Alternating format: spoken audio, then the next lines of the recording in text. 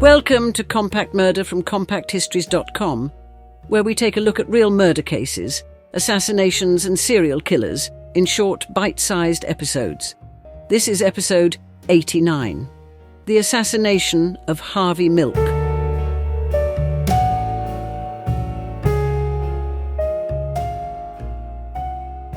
Harvey Bernard Milk was born on the 22nd of May, 1930 in Woodmere, Long Island, New York. He was the younger son of William and Minerva Milk, Jewish parents whose family owned a department store.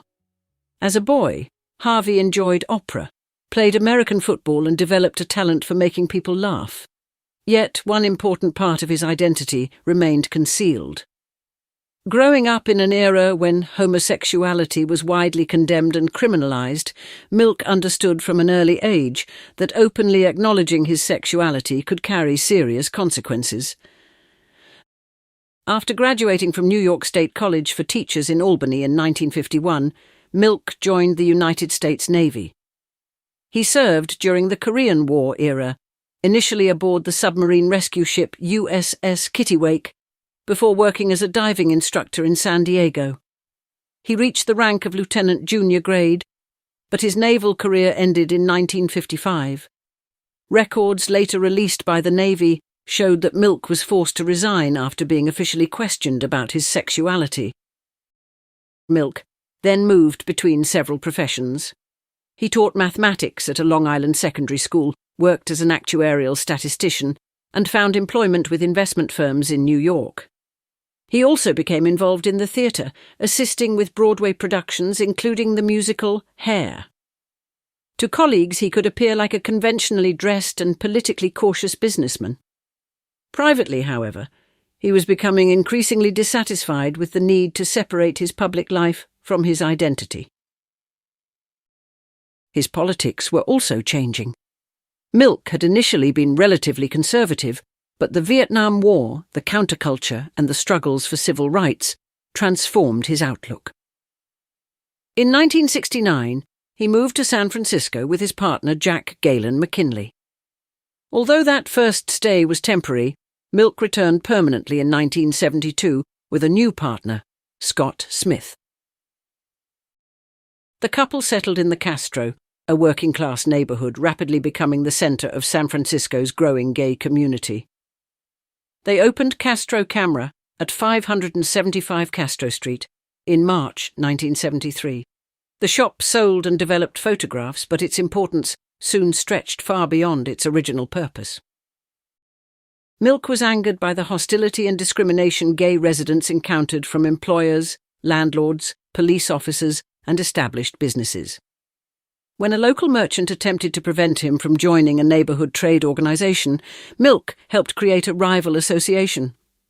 He encouraged gay customers to support businesses that respected them, demonstrating that the community possessed economic as well as electoral power.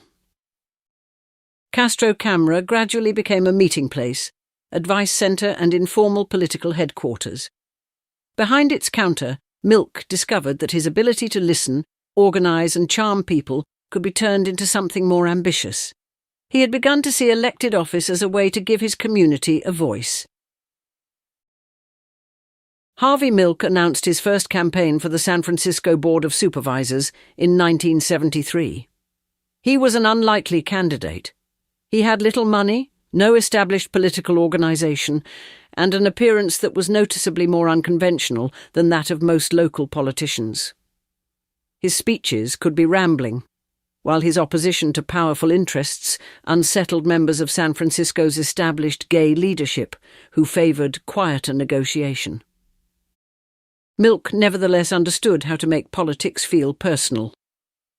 Rather than presenting himself only as a candidate for gay voters, he discussed housing, public transport, taxation, childcare, and the needs of small businesses. He spoke to trade unionists, older residents, and minority communities, arguing that groups excluded from power could achieve more by working together. He lost the election, finishing 10th in a contest for 5 seats, but attracted almost 17,000 votes. For a newcomer, it was an encouraging beginning. Castro Camera became the center of an expanding grassroots movement. Volunteers gathered there to plan campaigns, print leaflets and debate strategy. Among them was Cleve Jones, who later became an influential AIDS activist and conceived the Names Project AIDS Memorial Quilt. Milk's partner, Scott Smith, served as campaign manager during the early contests, although politics placed increasing strain upon their relationship. Milk also helped establish the Castro Street Fair in 1974, presenting the neighborhood as a vibrant community capable of organizing itself. His growing prominence earned him the informal title Mayor of Castro Street. It was affectionate, but it also reflected a genuine shift in influence. In 1975, Milk ran for supervisor again. He moderated his appearance, cut his hair and wore suits, without concealing his sexuality or tempering his message. This time, he finished 7th, narrowly missing one of the 6 available seats. Mayor George Moscone subsequently appointed him to the city's Board of Permit Appeals, making Milk the first openly gay city commissioner in the United States. He served for only a few weeks because he chose to enter the 1976 election for the California State Assembly and was required to leave the appointed position. Milk lost that race to Art Agnos, but the campaign confirmed that his support was becoming increasingly organized. His repeated defeats were not simply failures. Each one increased his name recognition, expanded his coalition and taught his volunteers how elections were won. A decisive opportunity arrived when San Francisco replaced citywide supervisor elections with district contests. Candidates would now represent particular neighborhoods rather than seeking votes across the entire city. Milk entered the 1977 race in District 5, which included the Castro and nearby areas.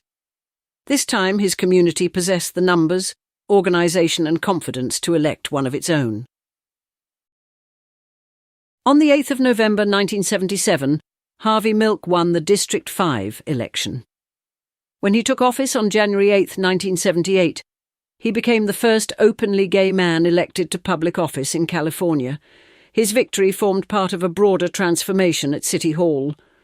The newly elected Board of Supervisors included Ella Hill Hutch, its first black woman, Gordon Lau, its first Chinese-American member, and Carol Ruth Silver, its first unmarried mother. Milk recognized that visibility was itself politically significant. Gay people were routinely depicted as dangerous, immoral, or incapable of participating in public life. By standing openly before voters, discussing ordinary municipal problems and winning their support, he challenged those assumptions. He urged gay men and lesbians to come out to relatives, friends, and colleagues, believing personal familiarity could undermine prejudice more effectively than abstract arguments. Once in office, Milk worked on practical local issues as well as civil rights. He advocated improved public transport, affordable childcare, and the conversion of unused facilities into low-cost housing. He promoted legislation requiring dog owners to clean up after their animals, attracting considerable press attention by arranging for himself to step into a carefully identified mess while television cameras were present. The performance was comic, but it demonstrated his instinct for turning an unglamorous civic problem into memorable news. His most important legislative achievement was a city ordinance prohibiting discrimination based on sexual orientation in employment, housing and public accommodation. The Board of Supervisors approved it by 11 votes to 1, and Mayor Moscone signed it into law in April 1978. The sole opposing vote came from Supervisor Dan White. White represented District 8, a largely working-class area with significant Irish-American and Catholic communities. A Vietnam veteran and former police officer and firefighter, he portrayed himself as a defender of traditional neighborhood values. He and Milk were not immediate enemies. Milk supported White on some issues, while White initially backed Milk's proposal for a psychiatric treatment center for gay adolescents. Their working relationship deteriorated amid disputes over political appointments and a proposed residential facility for young offenders in White's district. Each believed the other had broken political commitments. Their disagreements reflected a board divided between progressive reformers and more conservative representatives, but the conflict also became intensely personal. Outside City Hall, Milk faced a far greater challenge. Across the United States, opponents of gay rights were organizing successful campaigns to repeal anti-discrimination measures. California State Senator John Briggs proposed Proposition 6, an initiative that threatened the careers of gay and lesbian teachers, as well as anyone accused of publicly supporting them. For Milk, the campaign was larger than a single election. It would determine whether the political advances represented by his victory could survive a powerful national backlash. Proposition 6, commonly called the Briggs Initiative, appeared on California's ballot in November 1978. Its language would have allowed public schools to dismiss gay and lesbian employees and potentially those who openly supported gay rights. Senator John Briggs promoted the measure as a way of protecting children, relying upon claims that gay teachers posed a threat to pupils. Harvey Milk became one of the initiative's most visible opponents. He debated Briggs publicly and rejected advice that campaigners should adopt a cautious or apologetic approach. Milk argued that gay teachers were already working throughout California and that their sexuality did not make them unsuitable educators. He also continued urging gay people to reveal themselves to friends and relatives so that voters would understand the initiative targeted people they already knew. Opposition grew beyond the gay community. Teachers' organizations, trade unions, civil liberties groups, and prominent politicians rejected the measure. Former California Governor Ronald Reagan, hardly a natural ally of Milk's movement, publicly opposed it. President Jimmy Carter also declared his opposition. On the 7th of November 1978, California voters defeated Proposition 6 by approximately 58% to 42%. It was a major victory, and Milk had helped convert an expected defensive struggle into a broad coalition against discrimination. The California legislation establishing Harvey Milk Day acknowledges his instrumental role in defeating the initiative. As Milk's national reputation grew, Dan White's political position weakened. White found the supervisor's annual salary inadequate to support his family and struggled with a baked potato business he had opened at Pier 39. On the 10th of November, 3 days after the election, he resigned from the Board of Supervisors. He complained about political corruption and the financial pressures of public service. Within days, White regretted the decision. Supporters urged him to ask Mayor George Moscone for his seat back, and Moscone initially indicated that he might reappoint him. Milk and other progressive supervisors opposed White's return, arguing that the mayor should instead select someone more representative of the district's changing population and political outlook. On November 26th, White learned that Moscone intended to appoint another candidate. He telephoned a reporter and arranged a press conference for the following morning, suggesting he was preparing to attack the mayor's administration publicly. Milk had long understood that his visibility exposed him to danger. He received threats and recorded several versions of a political will to be played if he were assassinated. These recordings did not identify a particular potential killer. They reflected the atmosphere confronting an openly gay politician who challenged entrenched prejudice. On the morning of the 27th of November, White travelled to City Hall carrying a loaded revolver and additional ammunition. What followed transformed a bitter political dispute into one of the most shocking crimes in San Francisco's history. Dan White arrived at San Francisco City Hall shortly before 10:30 on the morning of the 27th of November, 1978. Rather than entering through the public doors, where metal detectors had recently been installed, he climbed through an unlocked basement window. He was carrying his service revolver and 10 rounds of ammunition. White made his way to Mayor George Moscone's office and requested a private meeting. Once inside, he again asked to be reappointed to the Board of Supervisors. Moscone refused. White then drew his revolver and shot the mayor 4 times, including twice in the head. After reloading his weapon, White left the mayor's office and walked along the corridor towards Harvey Milk's office.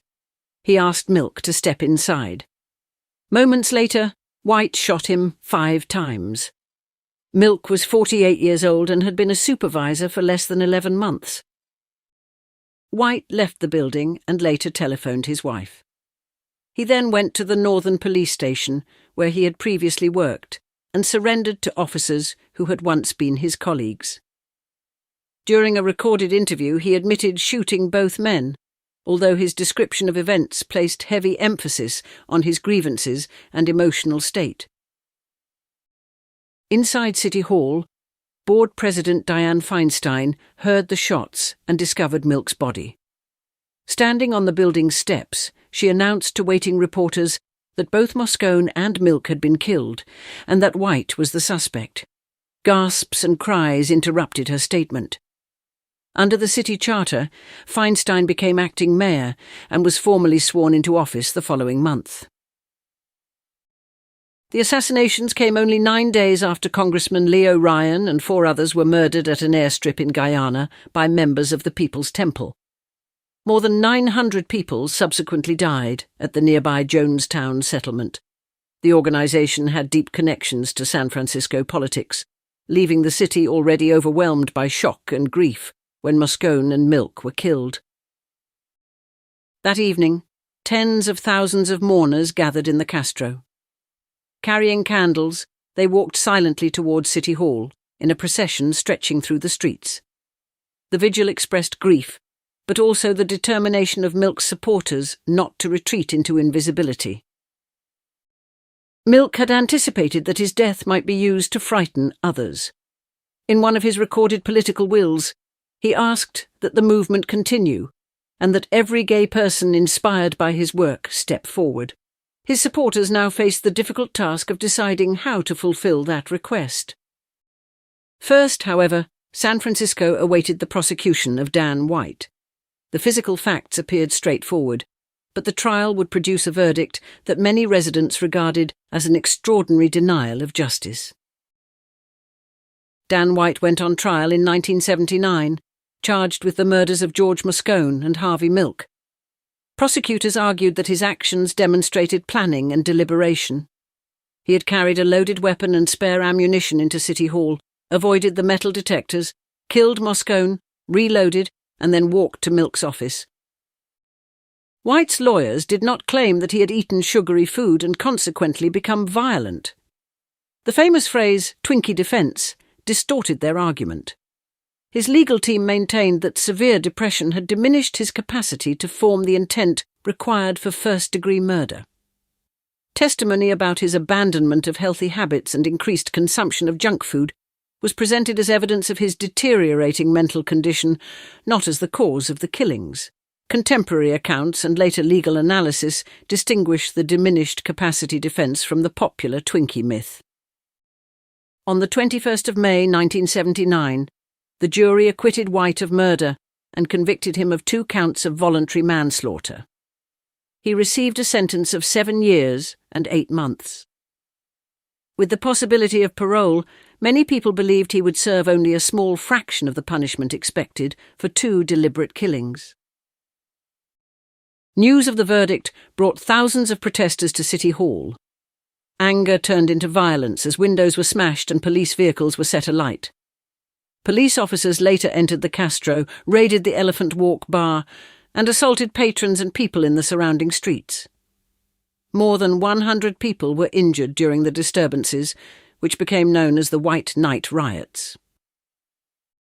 White served approximately 5 years in prison and was released in January 1984. After completing parole, he returned to the San Francisco area. On the 21st of October 1985, he died by suicide from carbon monoxide poisoning. The verdict helped generate support for changing California law. In 1981, the state abolished the diminished capacity defense. However, evidence of mental impairment could still be considered when determining whether a defendant possessed the specific intent required for a particular crime. Milk's influence, meanwhile, expanded far beyond his brief period in office. His campaigns offered a model based on visibility, coalition building, and unapologetic participation in public life. Schools, streets, and public buildings were named in his honour. The documentary The Times of Harvey Milk won an Academy Award in 1985, while Gus Van Sant's 2008 film Milk introduced his story to another generation. In 2009, President Barack Obama posthumously awarded Milk the Presidential Medal of Freedom. California formally established the 22nd of May as Harvey Milk Day, recognizing his contribution to civil rights. Milk's assassination silenced one man, but it failed to silence the movement he represented. His enduring importance lies not only in the office he won, but in the hope he gave others that they could step out of hiding, demand representation, and change the institutions that had excluded them.